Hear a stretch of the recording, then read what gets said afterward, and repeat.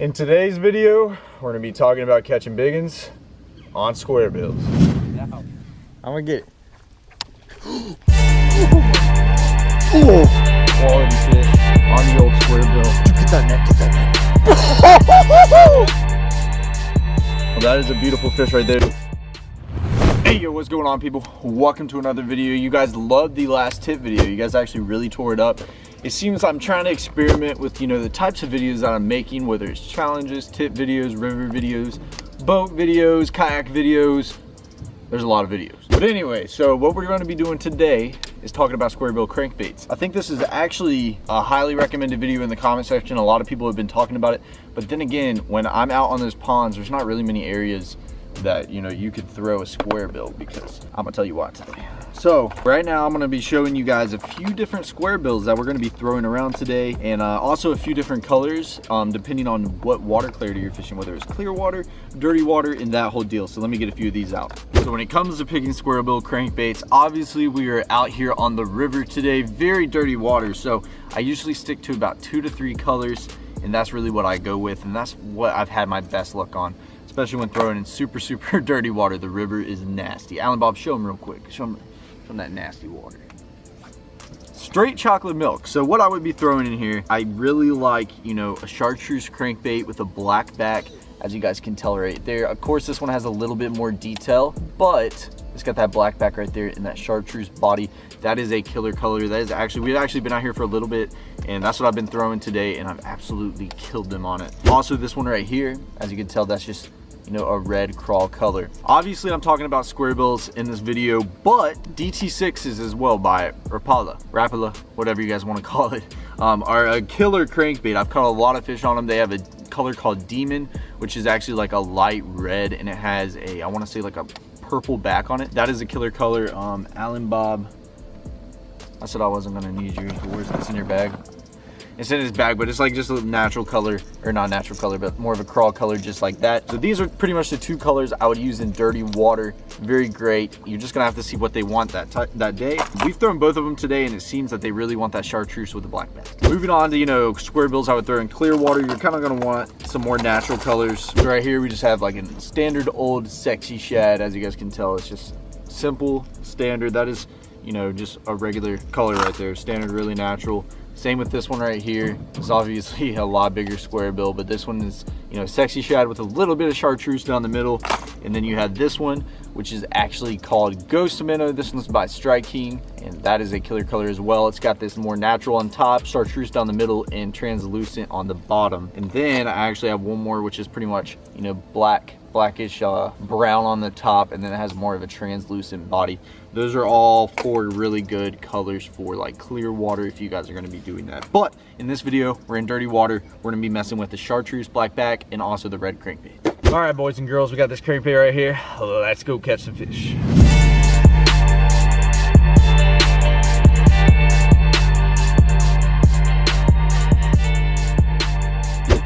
We got the first fish of the day, boys and girls, on the old crankbait. Right off the bat, literally just only threw a few casts. We're gonna continue to hunt for some more. We're gonna throw them in the live wells for some photo purpose later on in the episode. But first, little old bass on the old crankbait.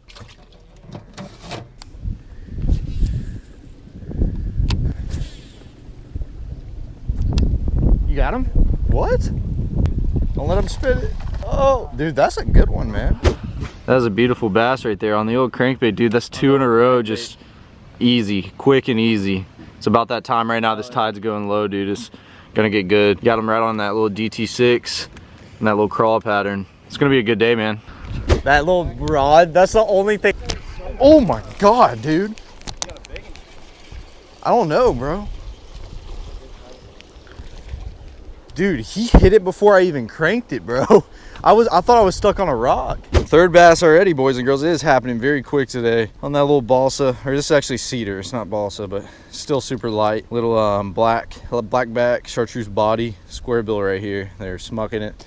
2nd fish on it. Nothing monstrous, but still a nice little bass. He had it right when I threw up on that rock. All right, everyone, so this is the square bill that I'm actually throwing today. As you guys can tell, it has a chartreuse body, with a black back on it. This is a killer square bill, but the one thing I didn't talk about when I had the square bills out, there's something a little bit different about this one than your standard square bills that you're gonna buy. This one is actually made out of wood. So this is a cedar crankbait. You can also buy some balsa ones. They are gonna be a little bit lighter. As you can tell, when I shake it, there's nothing happening because it's wood. It's not like a standard, you know, square bill that's gonna have rattles and everything in it. And today is actually really tough, so this is a great, a really great bait. It's a little more subtle. It's not gonna be rattling around a lot. That is just killer. If you guys are wondering what line, I'm throwing 15-pound on mine, especially since I'm throwing against all this, you know, brush along the bank. Most of my poles are gonna have 15-pound anyways. Usually that is like my safe spot is 15 pounds. Some people like 17, some people like 12. I like 15, it's right there in the middle. And the reel I'm using is actually a Concept Z by 13 Fishing, and the rod is actually a Muse Black. This is a 7.3 medium heavy. You know, a lot of people, it's all gonna be on personal preference. There's no set on rules. I feel like that's where people kind of mess up. Everybody thinks there's set on rules about fishing. Fish how you want, really. Like I'm giving you guys tips today, but just take some parts of these tips and then apply it to when you're fishing. There's no set on rules for fishing, you know, what type of rod you need to be throwing your bait on. Like I said, medium heavies is usually what I go with. That's my favorite all-around rod.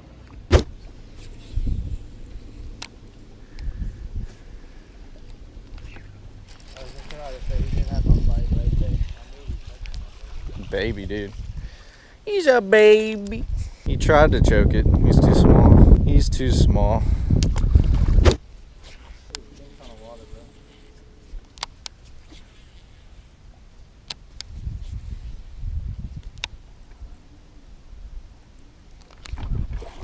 Sorry, bro. That was the most awkward bite. This is a big one. God, dog, dude. Dude, I'm sorry. That was just the most uncomfortable thing. That is not a bad fish. You saw a 2-pound. There we go, boys. That is a beautiful bass right there. There is nothing wrong with that one. On a square bill, all the fish today. That is a quality one, especially for the river. I know you guys probably don't know much about here at the Savannah River, but these fish usually aren't too big. I've caught, you know, my PB out here, but it's a certain time of year. A majority of the fish you catch are small, but that is a very quality fish. Dude, it's oh my God. You had one too? I had one. Dude, they're eating a crankbait today, boys.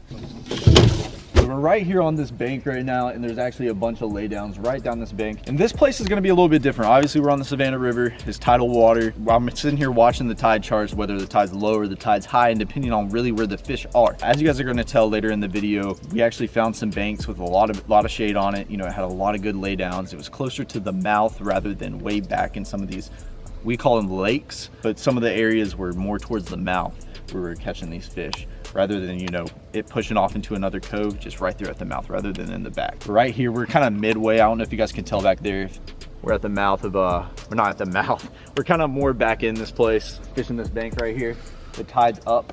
So usually when the tide's low, I'm sitting there, you know, fishing towards the mouth and that whole deal. But right now I'm just gonna be fishing more back in it. As you guys can tell, we got a lay down right here in the water. And so really when it comes to fishing these, I kind of break it down, you know, say I'm on this side of it, I'm gonna sit there and throw parallel with the lay down and bring my crankbait right down the side of it. Sometimes I'll throw right off the end of it right here and slow roll that thing. Hit the lay down at different angles, because I know this sounds crazy, but depending on the day, those fish are gonna be positioned on that lay down differently. And I know that just sounds kind of bizarre, you know. Some days you'd sit there and just throw at it, but most days you're going to want to be running this bait parallel with that and making sure, this is very important, making sure that this bill is down hitting the limbs of that tree. But there's going to be one catch to this, is you're going to get hung up a lot. But let me teach you a few little ways that if your bait is hitting this tree, that you can get it out really easy. So when you're throwing at these trees right here, we had that simple little lay down. You're just gonna be reeling your crankbait. I like to keep it moderately slow. I mean, today's a tough day, so I'm gonna be reeling it slow anyways. I'm simply dragging this crankbait next to that tree, next to that lay down.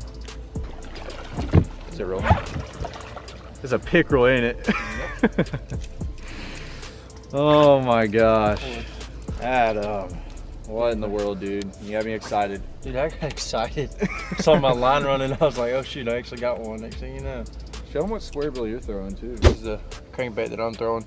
Chartreuse black back. It's got some crazy patterns on it, but really it doesn't matter too much to the fish as long as it's got the right colors. Well, while I'm sitting here trying to film this all out, Adam caught one. right there up front. So what I was wanting to talk about is obviously keeping this crankbait on that tree as much as possible. That is just like if you're fishing a riprap wall or some rock with this crankbait, you're wanting to keep contact with that bottom and really make sure you're hitting that. That's very important with the square bill, is make sure you're hitting your target. So when I'm throwing next to these laydowns, when I'm reeling it, you're gonna be feeling that tree. And it can be dangerous because you're throwing, you're throwing treble hooks. So it can really snag that really easy. So what I pretty much use to, minimize me getting hung up, because I don't believe I really got hung up too much today, is pretty much when I'm reeling that bait past that tree, and when I feel that tree, I'm making sure I'm reeling pretty slow. I'm not really reeling down in that. I'm reeling pretty slow. So it's just slightly creeping, over that tree, and it's just in there bouncing off. Another really key tip is when you hit that tree, or say you're about to get stuck and you're about to get stuck, and you hit that tree and you're reeling pretty slow, if you actually just stop what you're doing and let that bait float to the top, that is a big thing, because these square bills actually float. I don't know if you guys know, but the bill on them is getting the bait down in the water. So when you let go, this bait's gonna float to the top. So if you think you're about to get stuck, you're kind of stuck on there, just let go, and usually most of the time it's gonna float to the top. All right, boys and girls, just caught this beautiful river bass right there on that square bill. Super thick and fat fish. That is a nice one. It was one of the best GoPro clips of the video, and I didn't even have it on. I just guess it just wasn't on, and then it ended up dying when I tried to turn it back on. So beautiful bass right there. He's probably a little over 2, but quality fish on the old square bill. Still the old same one. Chartreuse, black back. Freaking killing it, baby. I'm gonna get it. Oh my god. Oh, dude, get that net, get that net.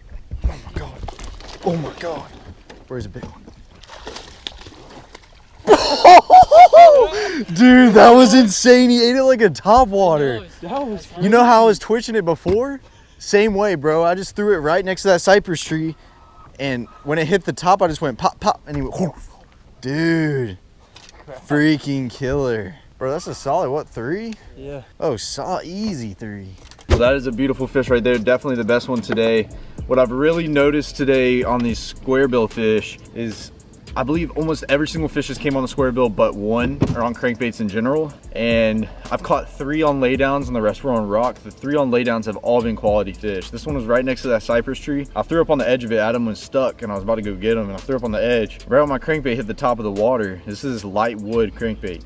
I popped my rod once, so it just kind of went down in the water, and he just literally ate it like a topwater. Then you get a beautiful bass like that. The Savannah River, that is quality right there, boys. One thing that is actually very important when fishing this, and it's one thing I didn't even say, which is really crazy, is obviously the ratio of your reel. Because a lot of people that go crankbait fishing, they're gonna say, you need a 5-1-1, and this and that, this whole deal. I'm using a simple 7:1-to-1 gear ratio reel. If I'm needing to slow down my bait, I simply do it in my hand, because today I haven't really been reeling it super fast, especially out here on the river, because we are going to go fish some rock today, and with that current I'm really going to need something to catch up with that fish, because you'll lose it.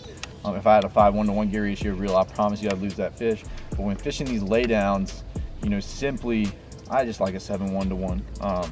It's just really there in the middle, or a 7:3-to-1. It's just really right there in the middle. I can slow it down, I can speed it up, whatever I want to do. All right, everyone, sadly that is going to conclude this video, but do not leave yet, because I would like to ask just 2 simple things from you guys. First thing I would like to ask is, I understand that usually every single tip video I ask you guys, which one would you like to see next? But sometimes I may forget or not see it, or that whole deal. So even if you've commented on the other ones, I would still like you to comment which tip video you would like to see next. Leave the comment below, and I hope you guys are enjoying these tip videos. It seemed as if you liked the last one, and I hope you guys got some value out of this one and learned some more about some crankbait fishing tips / square bill fishing tips. And be sure to let me know in the comment section below. But thank you guys so much for the support. I love you guys so much. This was a very fun day out on the water. It was a little tough, but those fish were just clearly eating a crankbait, and it was just overall really fun, especially that last fish that blew up on it like a topwater. I don't know if you guys saw it. If you guys didn't see it, make sure you go back and kind of watch that fish come up and eat it. It was just crazy. That whole deal was just awesome. But thank you guys so much for the support. I love you guys so much, and be sure to leave a comment below. Be sure to pepper that thumbs up button if you haven't already. If you guys haven't subscribed to the channel, I have new uploads, 3 uploads every single week, Tuesday, Thursday, and Sunday. Some days may vary just due to how busy I am, but be sure to hit that subscribe button and also the notification bell. Thank you guys so much for the support. I love you guys so much, and I'll catch you guys in the next video. I got sky like the weatherman, I crack cars, getting hella bands, I got a bra from the motherland, I got shooters with hands, I get it, anyway, pull up skirting in the hurricane, I crack cars, cook every day, I get money, every day,